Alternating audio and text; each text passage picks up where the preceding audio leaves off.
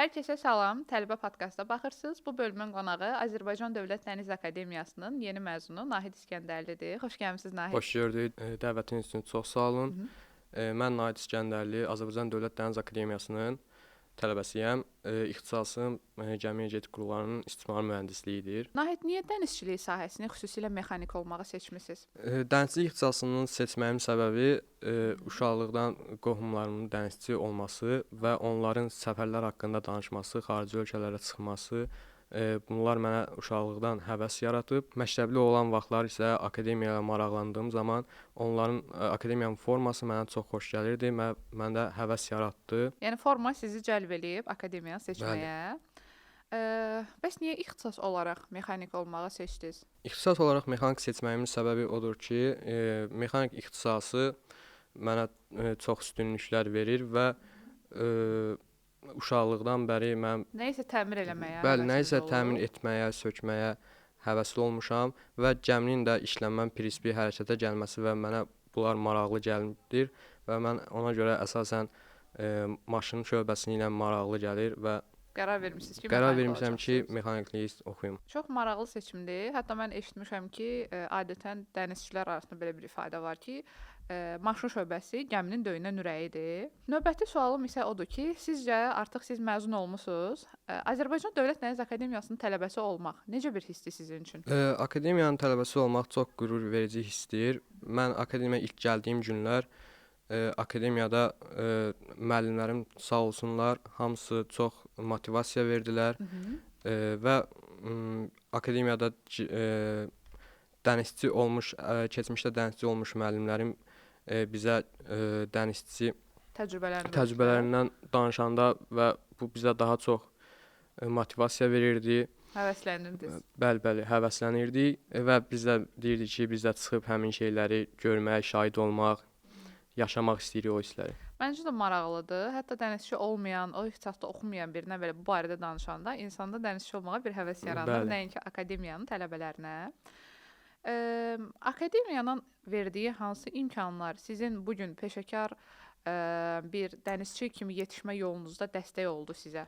Akademiyaya ilk gəldiyim gündən müəllimlərimiz də bizə verdiyi məlumatlar mənə çox kömək olubdur və akademiyanın diplomu bir çox ölkələrdə tanınır, 170-dən çox ölkədə tanınır və akademiyanın özü digər xarici şirkətlərlə əməkdaşlıq etdiyi üçün bizi orada təcrübələrə göndərirlər və biz təcrübələrimizi o gəmilərdə keçirik və bu bizə daha çox dənizçi olmağımıza kömək eləyir.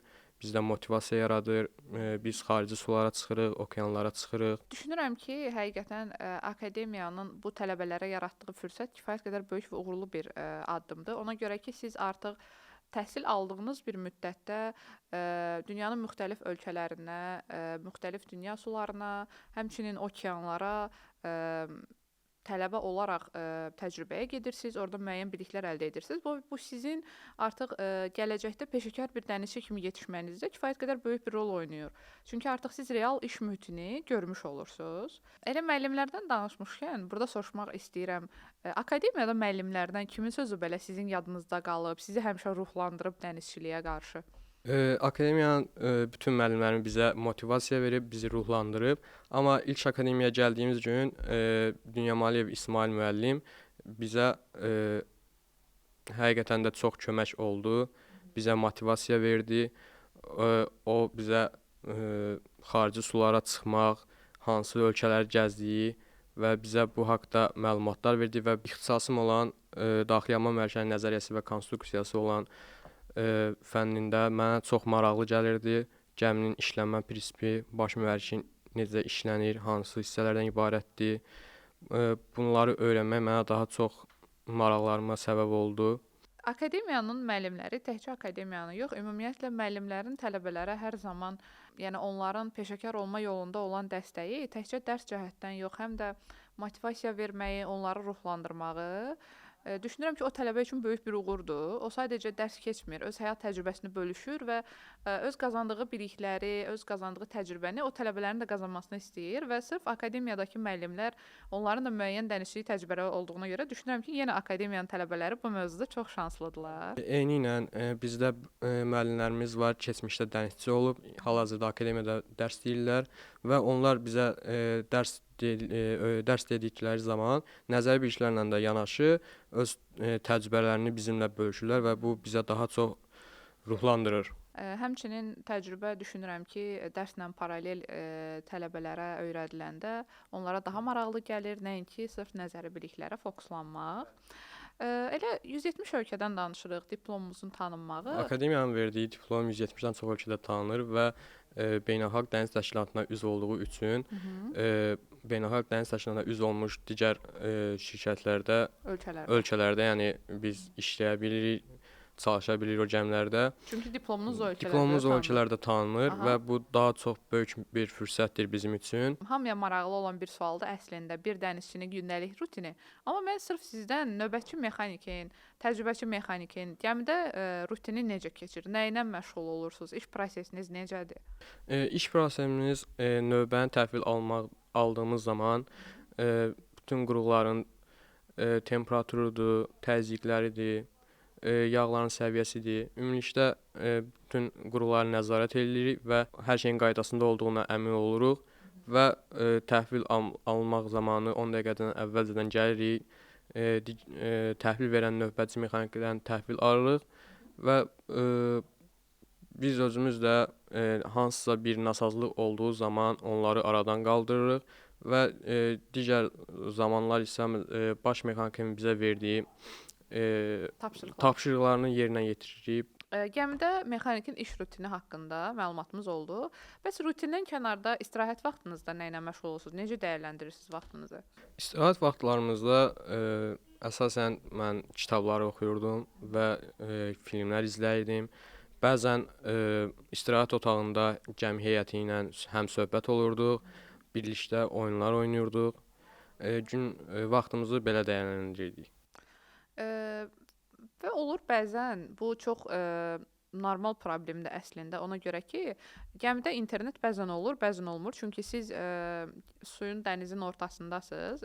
Şəbəkə bəzən tutmaya bilir. Məsələn, belə vaxtlarda artıq ailənizdən uzaqdasınız. Yəni o narahatçılığı əvvəl yaşayırdınızmı? Ümumiyyətlə ilk dəfə bu qədər uzun müddət ailədən uzaq qalanda özünüzü necə hiss edirdiniz? Bu sizə nəsə qatdı? Əvvəllər ilk gəmiyə mindiyim zaman, bəli, bəzən adam darıxır, sıxılır. Amma sonra öyrəşdikdə o mühitə daha darıxmırsan, sıxılmırsan. Öyrəşirsiniz də, Öyrəşirsiniz, yəni mühitə öyrəşirsiniz. Yəni və internet də bəzən bəli olmurdu, bəzən olurdu. Bəzən internet olduğu zaman yaxınlarımla, ailəmlə əlaqə qururdum. Sadəcə bu müəyyən qədərdir. Yəni bir müddətdən sonra bunlar yəni keçir. Yəni dənizçinin həyatı onsuz belədir deyə. Bəli. Siz artıq ilk vaxtlarda bu sizə biraz yad gəlir, darıxırsınız, amma normal olaraq öyrəşməlisiniz, çünki sizin bütün həyatınız bu cür keçir. Və məncə bu da dənizçilərə xas bir xüsusiyyətdir deyə bilərik. Təcrübə müddətində yerinə yetirdiyiniz hansı məsuliyyətli iş oldu? Məsələn, o iş sizin üçün çox ağır və məsuliyyətli idi, siz onun öhdəsindən gəldiniz və bu məsuliyyət sizə nəyisə qazandırdı? Ən məsuliyyətli işlərdən biri təbii ki də növbə mexanikinin nəzarəti altında dizel generatorların işə buraxılması idi, separatorların yanacaq filtrlərinin təmizlənməsi idi və bizdə gəmidə ən böyük gördüyümüz işlərdən biri də çətin biz baş mühərrikin Porsche-nin üzvlərini dəyişmişik və bu zaman biz təbii ki də baş mexanik, ikinci mexanik, üçüncü mexanik və elektromexanik, mən birlikdə bu işi yerinə yetirmişik və bunu həqiqətən də əyani şəkildə işi görmək mənə çox böyük qürur hissi verdi. Çünki düşünürəm ki, ağır bir işdir sizin üçün və təcrübəçi olaraq bunu uğurla başa vurmağınız da həm iş həyatınız üçün uğurludur, həm də təcrübə prosesiniz üçün. Gəmidə məsələn, mən bunu hər dəfə soruşmaq istəyirəm tələbələrdən, çünki fərqli reaksiyalar alıram. Elə sizdən də soruşmaq istəyirəm. Akademiyada nəzəri biliklər öyrənirsiniz və laboratoriya şəraitində, istər trenajyorlarda olsun və ya simulyatorlarda necəsə bunu tətbiq edirsiniz. Amma artıq gəmidə real şəkildə bunun həqiqi versiyasını görmək düşünürəm ki, fərqli bir hissdir. Akademiyada öyrəndiyiniz bilikləri gəmidə tətbiq eləmək necə bir şey idi sizin üçün? Nə ilə fərqlənirdi? Əvvəlcə akademiyanın bizə çox üstünlükləri var. Üstünlüklərdən biri müasir laboratoriyalardır, trenajyor otaqlarıdır. Trenajyor otaqlarında 3D simulyatorları var və biz orada maşın qazan şöbəsinin trenajyor hazırlığını keçirik və orada 3D-də simulyatorda biz işləyirik və bu zaman biz gəmidə də getdiyimiz zaman bunları bunları biz dərslikdə keçdiyimiz üçün laboratoriyalarda, trenajyor hazırlıqlarında bizə gəmidə getdiyimizdə biraz rahat gəlir və Yad olmur. yad olmur, yəni ki, bəli. Və biz daha tez mənimsəyirik və daha çox təkmilləşdiririk. Biz Tez adaptasiya akademiyada olursunuz. bəli, nəzəri olaraq öyrənirik, amma gəmidə getdiyimiz zaman isə bunları əyani şəkildə, praktiki şəkildə görürük və bizə daha çox öyrənməyimizə şərait yaradır. Onda hər halda mənlə razılaşarsınız ki, akademiyada trenajyorların olması, 3D simulyatorlar sizi bir növ gəminin içindəymiş kimi hiss etdirir və Bəli, siz orada bəli. çalışırmış kimi təcrübə keçirsiniz, dərs öyrənirsiniz. Bəli, bəli. Eynisi maşın şöbəsinin 3D forması var idi. Biz orada avtomatik işləyirdik və eynisi gəmidə də biz gördüyümüz zaman bizə çox, yəni müsbət Oldu. oldu, bəli. Rahat oldu. Yəni heç Bəli, çətinlik rahat çəkmədiniz. mənimsədik. Daha sonra istəyirəm biraz da əməkdaşlıqlarla bağlı danışaq. Bayaq da qeyd etdiyimiz kimi akademiya çoxlu beynəlxalq şirkətlərlə əməkdaşlıq edir və bunlardan biri də GN Corporation şirkətidir. Hansı ki siz artıq diplom qabağa təcrübənizi GN Corporation'ın Leydi Səma gəmisində. Səma gəmisində təcrübədə olmusunuz. Və Leydi Səma gəmisi ilə siz müəyyən müddət ərzində beynəlxalq sulara açılmısınız. Hətta bildiyim qədərilə Atlantik okeanda da səfərdə olmusunuz. Bir adda tələbəsinin tələbə dənizçi olaraq beynəlxalq sulara açılması, GN Corporation kimi böyük bir şirkətlə işləməyi, bunlar sizə nə qazandırır və ya akademiya belə deyək də hansı qlobal qapıları açır sizin üçün bu əməkdaşlıqlarla? Akademiyanın bu cür bizə şərait yaratması həqiqətən də çox gözəldir. Bizim sırf dənizçi kimi yetişməyimizdə çox mühüm rol oynayır. Bəli, mən GN Group Corporation şirkətində Leydi Səma gəmisində idim və diplom qabağı təcrübəmi bu gəmidə keçdim və mən orada bir çox xarici ölkələrə səfərlər elədik. Bəzi gəmi maşın şöbəsində nasazlıqlar, problemlər çıxdı və biz bunları maşın heyəti ilə birlikdə həll elədik və bu mənim təcrübəmə çox böyük kömək oldu. Bundan əlavə bir çox ölkələrdə olmuşam.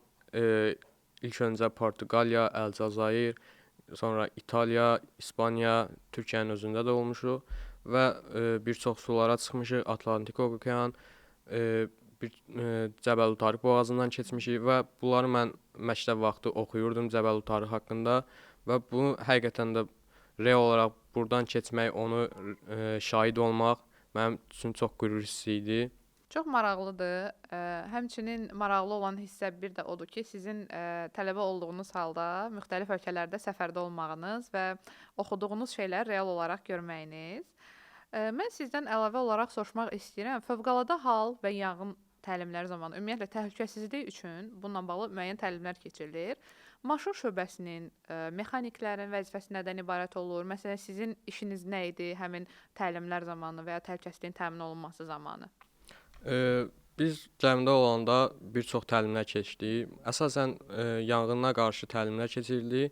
Yanğın zamanı mənim əsas vəzifəm maşın komandasındaydım və maşın komandasının vəzifəsi baş mexanik, ikinci mexanik və mənim onlara kömək etməyimdir və onlara kömək zamanı mənim əsas vəzifəm baş mexanika və ikinci mexanika kömək etməyimdir və gəminin baş mühərrikinin və nasosların köməkçi qurğularının fasiləsiz işini təmin etmək idi. Gəminin təhlükəsizliyi ilə bağlı ilkin sizə nələrini öyrədilmək düşünürəm ki, çox vacibdir. Çünki sizin orada təhlükəsizliyiniz xüsusidir. Bəli. Məsələn, ekipaj heyəti ilə bağlı yenə bir sual soruşmaq istəyirəm.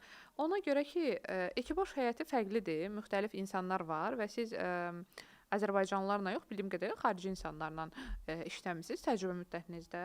Məsələn, ekipaj heyətində sizin təcrübəli mexaniklərinizdən olubmu ki, kimsə sizə çox yaxşı bir məsləhət verib və o artıq sizin üçün vacib olub, hansı ki, onu unutmayacaqsınız, hər dəfə işləyəndə xatırlayacaqsınız? Bəli, mexaniklərin mənə çox böyük məsləhətləri olubdur və onlar mənə həmişə deyiblər ki, yəni bunun ən əsas mənim yadda qalanı, mən üçün nə isə soruşun və öyrənin, utanmayın, çəkinməyin və nə isə bilmirsinizsə həqiqətən də soruşun. Bilmədiyiniz şeyə toxunmayın. Bu sizin həm öz texniki təhlükəsizliyiniz, təhlükə yarada bilərsiniz özünüzə və nə isə bilmədiyiniz zaman soruşun, maraqlanın. Düşün, məsələn, nə isə axtarın, gəzin, deyin bu nədir, o nədir, soruşun. Və həqiqətən də digər millətlərin insanları ilə çiyin-çiyinə işləmək çox qürurvericisidir. Düşünürəm ki, tələbə olaraq sizin nələrsə öyrənməyiniz sizin faydanızadır. Mən məsələn digər müsahiblərimdən, xüsusilə kapitanlardan bunu çox eşidirəm. Onlar hər zaman tələbə dənizçilərə, ümumiyyətlə gənc dənizçilərə məsləhət görürlər ki, onlar öz peşəkar dənizçilik həyatına gedən yolda mütləq ki, maraqlansınlar, soruşsunlar, öyrənsinlər. Çünki dənizçi həyatı, ümumiyyətlə dənizçilik elə bir sahədir ki, mütləq ki, nələrsə öyrənməlisiniz və öyrəndiklərinizi belə deyək də təkrar eləməlisiniz və ya öz üzərinizdə işləməlisiniz. Çünki bu çox vacibdir və hər gün hər şey dəyişir. Texnologiyanın daha da sürətli inkişaf elədiyi bir dövrdəyik. Ona görə məncə çox yerində məsləhətdir və bunu burdan digər tələbələr üçün də təkrar edə bilərik ki, heç vaxt soruşmaqdan nəyisə çəkinməsinlər. Çünki nəyisə öyrənmək onların gələcək həyatları üçün çox vacib ola bilər. Hansı ki, onlar bu gün utanırlar onu soruşmağa. Sizin üçün bəs dənizçilikdə maksimum nədir? Mexanik olaraq sizin maksimum zirvəniz nə sayılır? Mən ixtisasımı həqiqətən də istəyirəm ki, ən ali nöqtəsinə çatım. Karyera yüksəlişi yaşayım. Gələcək planlarımda təbii ki də ilk öncə motorist olursam, sonra 3-cü mexanik, 2-ci mexanik və baş mexanik və istəyirəm ki, mən öz ixtisasımın peşəkarı olum, baş mexanik vəzifəsinə yüksəlim. Artıq diplom qabağı təcrübəniz bitir və ondan sonra akademiyaya qayıdırsınız. Diplom müdafiəsi prosesi necə baş tutur? Diplom müdafiəsindən əvvəlcə bizi təcrübələrə göndərilir. Təcrübə zamanı biz gəmilərdə öz ixtisasımıza uyğun öyrənirik və hesabat düzəldirik və akademiyaya gəldiyimiz zaman diplom müdafiəsi zamanı biz həmin hesabata uyğun təqdimat hazırlayırıq. Müəllimlər heyəti qarşısında biz onu müdafiə edirik və müəllimlər tərəfindən dəyərləndirilir. Bizə yekun hesabatın qiymətləndirilir. Nəticədə diplomumuzu əldə edirik, bəli. Və sonda sizdən soruşmaq istəyirəm. Artıq siz məzunsunuz. Həm okeanda təcrübəniz var, həm dənizlərdə olmusunuz. Həmçinin müxtəlif şirkətlərlə də işləmisiniz. GN Corporation şirkətində təcrübədə olmusunuz. Artıq məzun bir tələbə olaraq hazırda akademiyada təhsil alan tələbələrə, həmçinin akademiyaya qəbul olacaq yeni tələbələrə nəyi məsləhət görərsiniz? Hazırda akademiyada oxuyanlara və akademiyaya gəlmək istəyənlərə məsləhətim ola bilər ki, həqiqətən də gözəl bir seçimdir. Çünki həm bu sizə iş təminatı verir, digər universitetlərə nisbətən akademiyadan işlə təmin olmaq çox rahatdır. Digər ölkələrdə, istər bizim ölkədə və xarici ölkələrə çıxırsınız və bu sizə qürur hissi verir, nəyə desəz dəyər. İlk əvvəllər dənizə çıxdığımız zaman mən özüm şəxsən belə deyirdim ki, necə qalacam mən aylarla ailədən uzaq.